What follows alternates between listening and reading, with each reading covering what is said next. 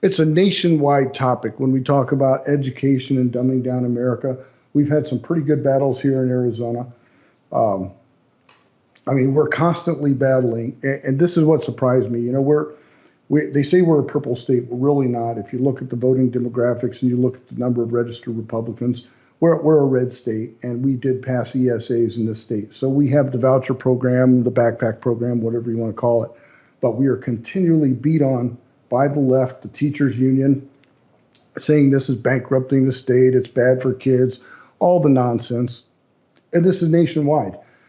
Texas failed to pass theirs. And that blows me away as well. You'd think Texas, with all the great stuff they're doing right now to fight the Biden administration, you'd think they would have gotten that passed. I'm sure they'll do it in their next session. But, as a state representative, I have a sworn duty to work, to help construct the budget, to vote on the budget, and we did that. We got it done in the late hours of Saturday the 15th, but no sooner than the budget was passed, I started getting emails from teachers union, citizens that have bought into the Save Our Schools nonsense, saying that we just condemned public education forever. We just wiped out public education. Number one, it's not public education, it's government education. And if you're not familiar with the backpack program in your area, I know many states, about 14 states have it now. If you're not familiar with it in your states, go take a look at it, because what it allows you to do is take your tax dollars that you're paying into the public schools and use that for your own child's education. Private school, charter school, alternate school, homeschool. It's a reimbursement program in Arizona, but the teachers unions, they hate it. The unions are just 100% opposed because they say it takes their public education money away. But they push this garbage continually. And to talk about the budget in Arizona, and I'm just going off rough numbers here right now. I've got the budget book over there that I'll consult with later. But we're about $9.8 billion in education. That's state funds going to education. Now, we've got a $19 billion budget overall. Roads, bridges, law enforcement, fire protection, all these things. Over half of that budget goes to government education. Now, the ESA program is included, but what they're not telling you, that's just in tax dollars, revenue from the state. Where they're not talking about their bonds. They're not talking about their grants. Public education, quote, public, the government education system gets a ton of money. But I'm going to show you something here on the screen. This is why you see from McGraw-Hill, you see they're pushing this DEI, ESG nonsense agenda. This is why parents want to leave the public schools. We don't want this. Parents do not want this. They want traditional education. It's a thing. It's a thing. You want your kids to be able to write, read, and do math.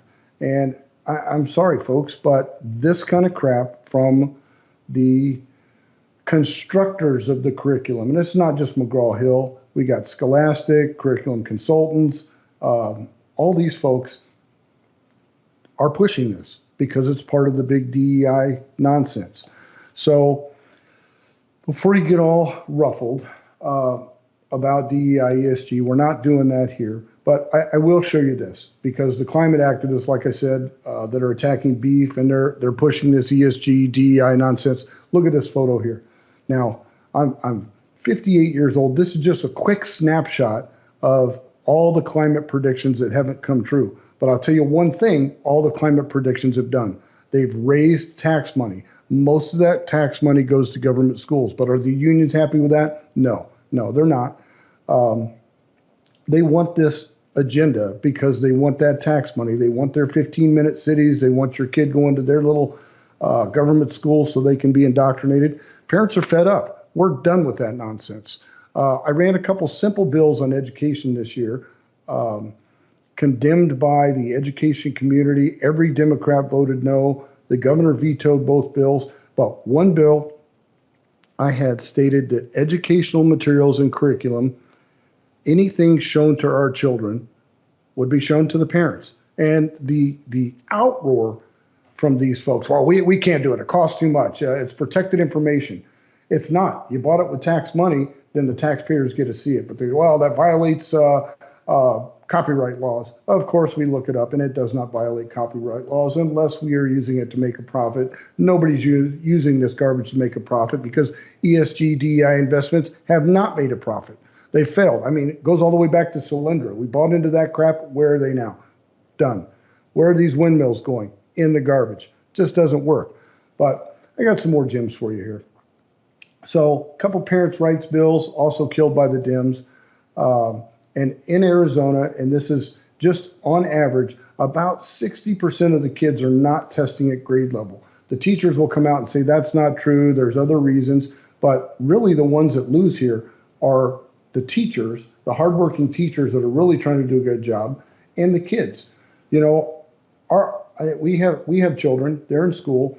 And when we talk to our teachers, they try to scrub the curriculum and take out some of the most egregious things and still comply with what we want. It's terrible. So the teachers, we had a couple other bills to give teachers only raises. And of course, the Democrats killed that because they want their administrative staff, i.e. superintendents, to get that big raise. Most of them now, they're making more than $250,000 a year, but we want to give them more raises.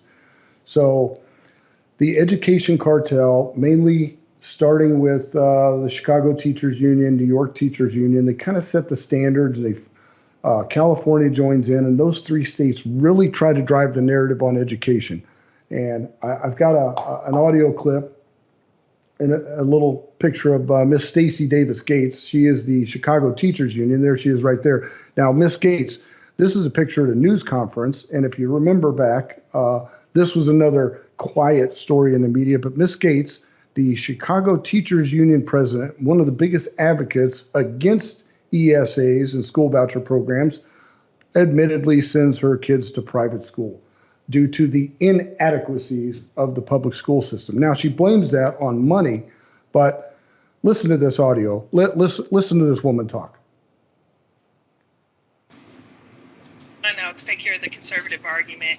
Number one, conservatives don't even want black children to be able to read. Remember, these same conservatives are the conservatives who probably would have been championing black codes, during Reconstruction or thereafter.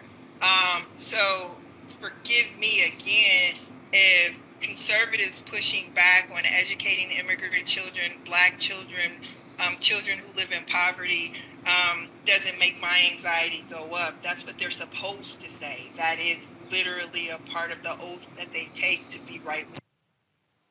Do you hear that? That's the oath that we take to be right wing, that we're going to keep impoverished kids of color out of schools. Let me tell you something here, Miss Davis. The ESA program in Arizona, most of that goes to lower middle income kids. Tons and tons came out to the Capitol in support, and we saw children of all walks of life out there in support of the program. We have friends that use it. We're soon to be using it ourselves. But I've asked this question of many of these folks, including a former teacher down in Tucson who's a big Democrat supporter, nonsensical kind of thing. I ask a simple question every time. How much money is enough for public schools to educate and graduate a well-rounded student? What is that right number? So Gates gave that answer, Miss Davis Gates. She gave that answer in Chicago a couple of weeks ago. She said in March, $50 billion and 3 cents. So not even real. That's more than the GDP of Vermont at $43 billion. She wants $50 billion for public education. We're in a hole now, and this nut job wants to spend $50 billion on government education. It's not going to happen, especially in Arizona. The conservative budget we just passed, we protected the ESA program. Hobbs did not get her startup money for all this other crazy nonsense. We win. So I'll wrap this up. Parents are going to look for alternate means of education. As long as we have culture war present in the classroom, traditional education is tossed aside for gender stories, drag story hour, DEI, and all the other nonsense. and this. When you have someone saying on national news that 2 + 2 may not be 4 and that answer is racist. This is why we want the ESA program. This is why people don't want to go to public schools. The government has completely ruined the school system.